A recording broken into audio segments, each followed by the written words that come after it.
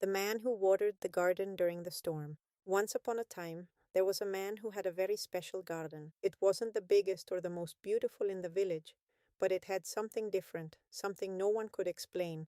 Every morning, he would go out with his wooden watering can and walk slowly among the flowers. He touched them gently, removed the dry leaves, and spoke softly as if the plants could hear him.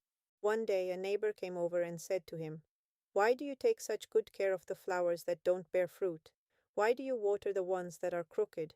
Why don't you pull out the ones that look weak?" The man smiled serenely. "Because not everything that seems useless is dead, and not everything that doesn't bear fruit today will fail to do so tomorrow." The neighbor shook his head. He only watered the plants that were useful to him.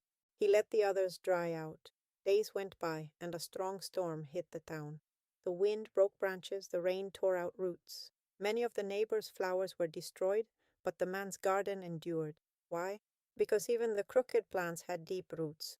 Because the weak ones had been strengthened with care. Because the garden was not based on what deserved water, but on what needed love. And when the storm passed, the garden bloomed more beautifully than before. The neighbor came back and asked him, "How did you do it?" And the man replied, "I don't just water the flowers I like.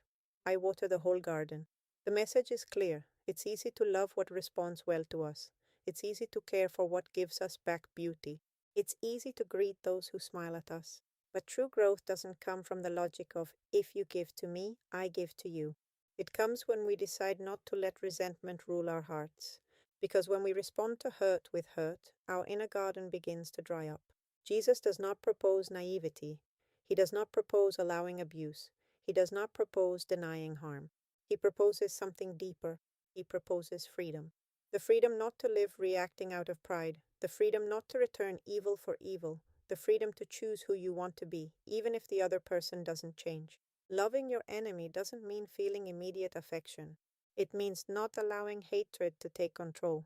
It means watering the whole garden even when some plants have not yet learned to bloom. Because when you choose to love from a place of freedom, your heart grows stronger, and even when storms come, your roots grow deeper. Maybe today there is someone who has hurt you. Maybe there are words that still weigh on you. Maybe there is distance that hurts. But remember this, you can't control someone else's heart, but you can decide how you take care of your own. The love that Jesus proposes is not sentimental, it is courageous. It is the love that chooses not to get trapped in the logic of rejection. It is the love that looks beyond the immediate response. It is the love that builds inner peace. And that peace, no one can take away from you. Today the message is simple. Don't let someone else's storm uproot your roots. Don't let someone else's reaction determine your identity. Keep watering your garden, keep making good choices, keep sowing peace, because when the heart is free, it blooms even in the rain. And if this story touched your soul, subscribe and help me grow and reach more hearts. May this message of hope reach those who need it most. A hug.